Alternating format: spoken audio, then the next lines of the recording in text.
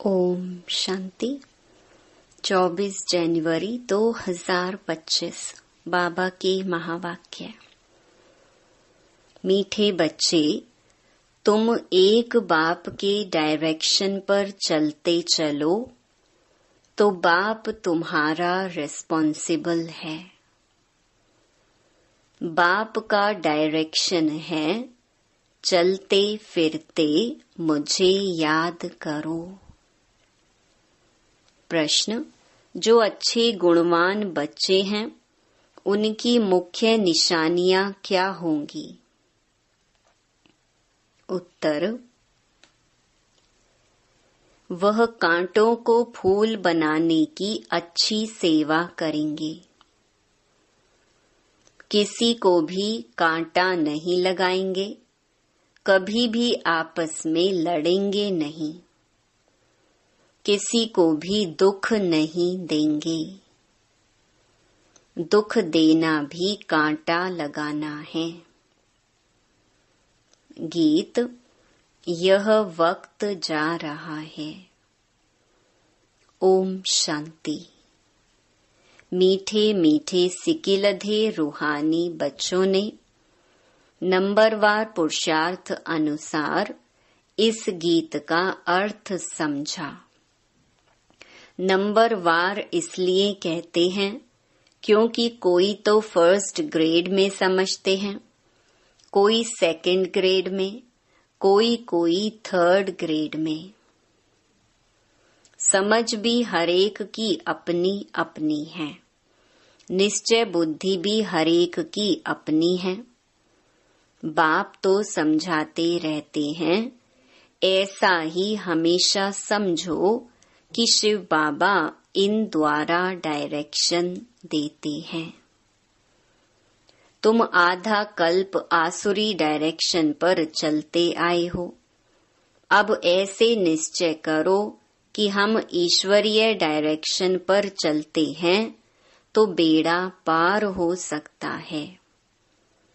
अगर ईश्वरीय डायरेक्शन ना समझ मनुष्य का डायरेक्शन समझा तो मूंझ पड़ेंगे।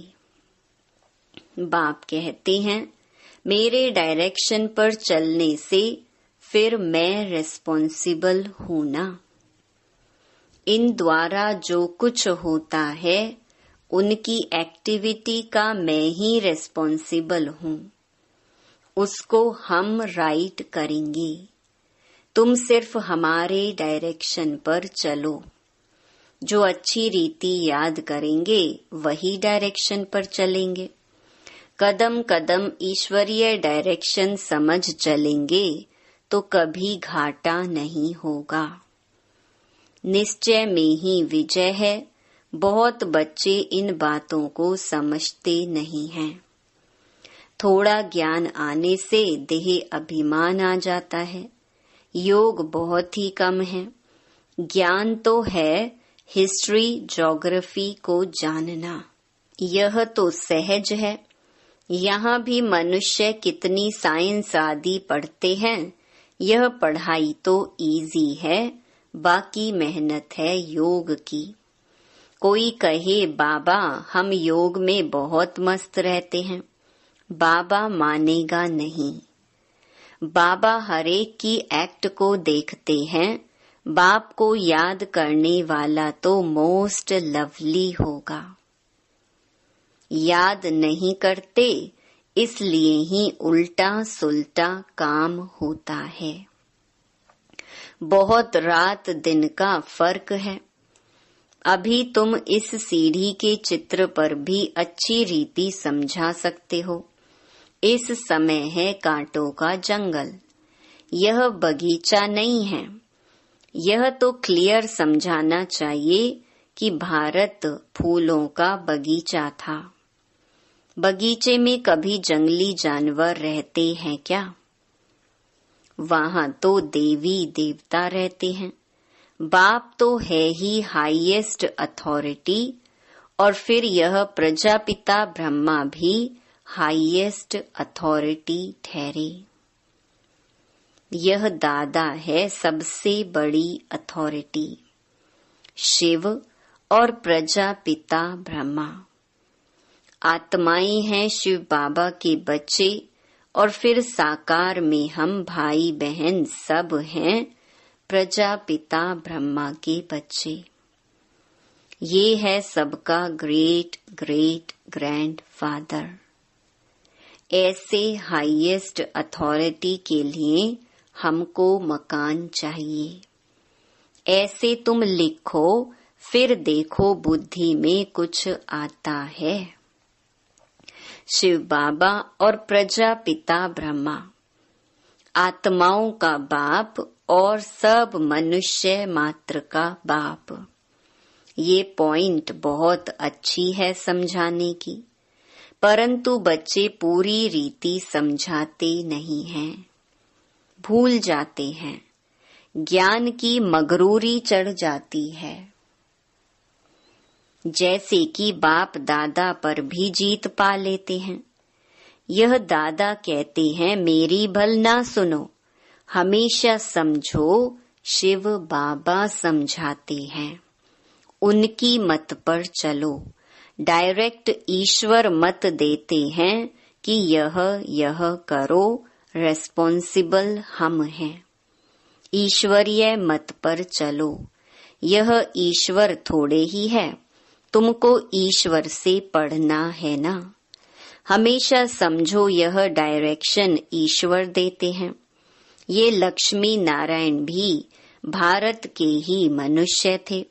यह भी सब मनुष्य हैं, परंतु यह शिवालय के रहने वाले हैं, इसलिए सब नमस्ते करते हैं। परंतु बच्चे पूरा समझाते नहीं हैं। अपना नशा चढ़ जाता है।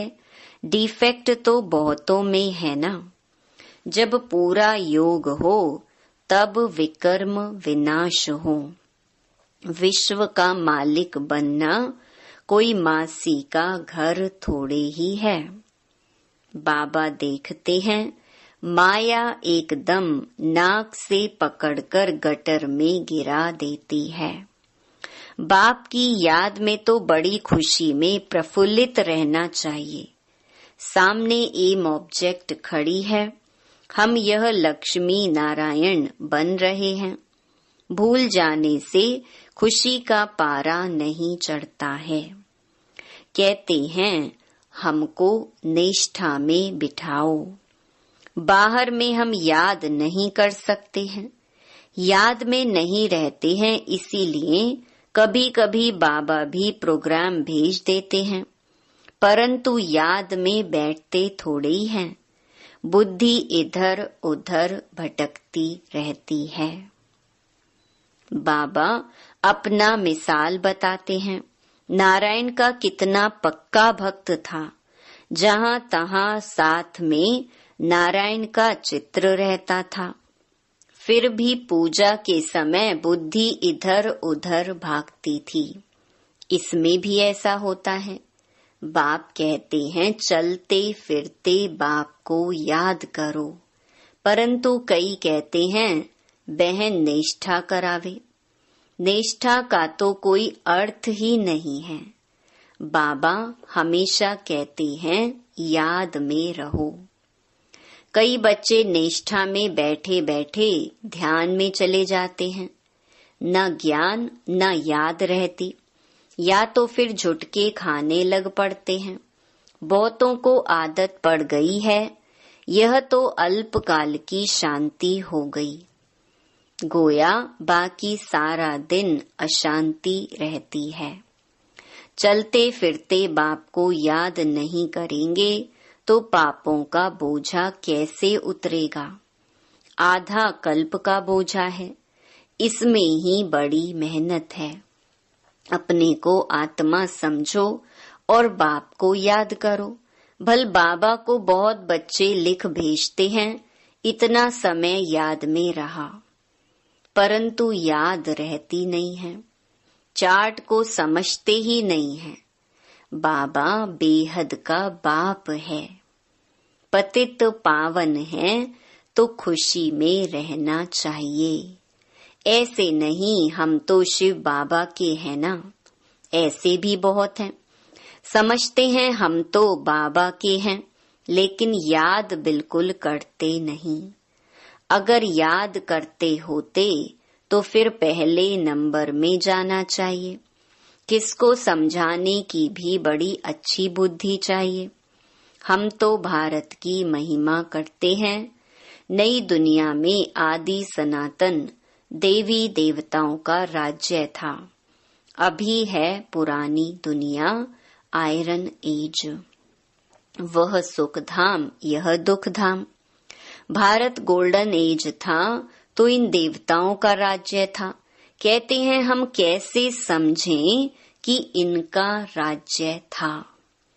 यह नॉलेज बड़ी वंडरफुल है। जिसकी तकदीर में जो है, जो जितना पुरुषार्थ करते हैं, वह देखने में तो आता है।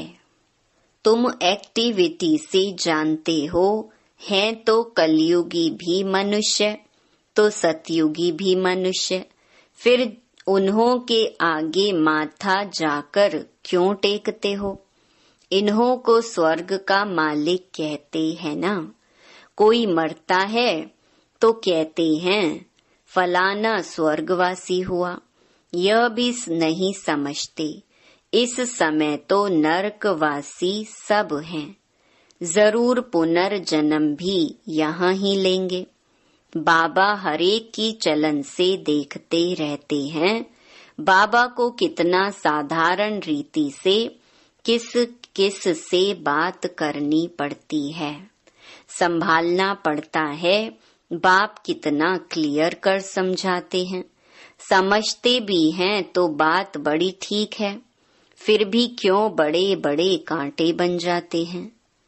एक दो को दुख देने से कांटे बन जाते हैं, आदत छोड़ते ही नहीं। अभी बागवान बाप फूलों का बगीचा लगाते हैं, कांटों को फूल बनाते रहते हैं। उनका धंधा ही यह है। जो खुद ही कांटा होगा तो फूल कैसे बनाएगा। प्रदर्शनी में भी बड़ी खबरदारी से किसको भेजना होता है। अच्छे गुणवान बच्चे वह जो कांटों को फूल बनाने की अच्छी सेवा करते हैं। किसी को भी कांटा नहीं लगाते हैं, अर्थात किसी को दुख नहीं देते।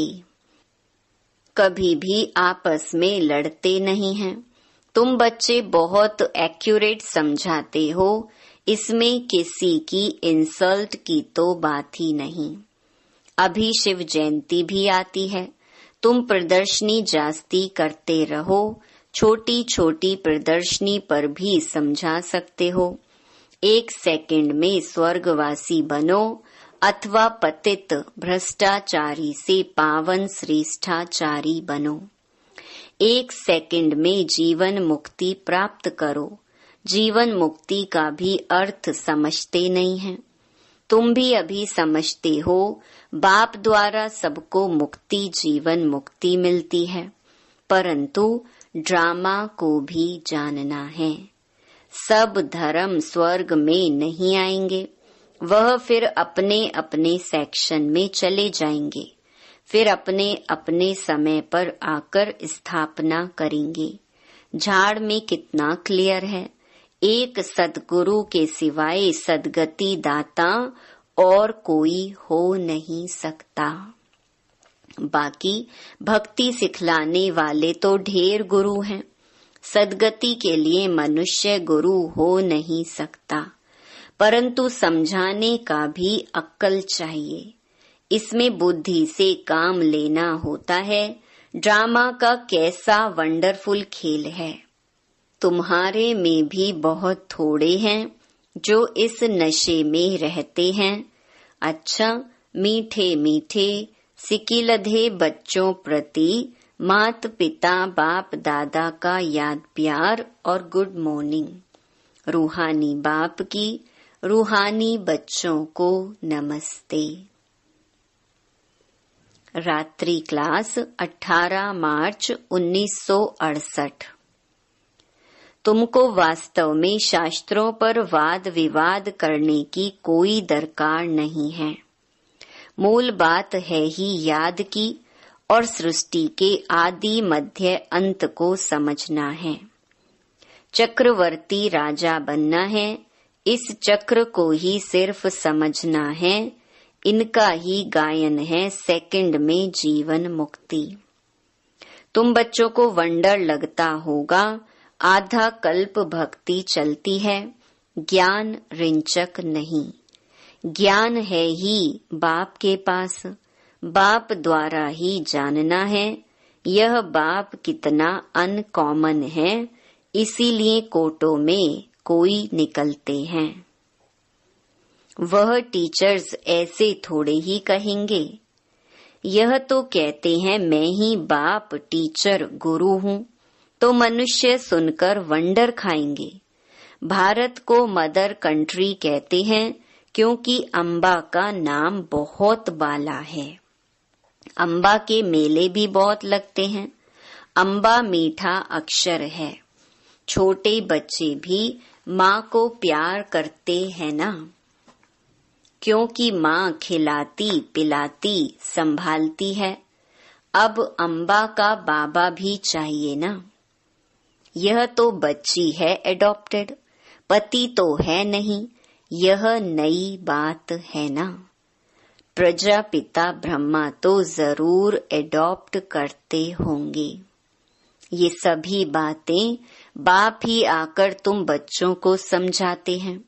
अम्बा का कितना मेला लगता है, पूजा होती है, क्योंकि बच्ची ने बहुत सर्विस की है। मम्मा ने जितने को पढ़ाया होगा उतना और कोई पढ़ा न सके। मम्मा का नामाचार बहुत है, मेला भी बहुत बड़ा लगता है। अभी तुम बच्चे जानते हो बाप ने ही आकर रचना के आदि मध्य अंत का राज सारा तुम बच्चों को समझाया है। तुमको बाप के घर का भी मालूम पड़ा है।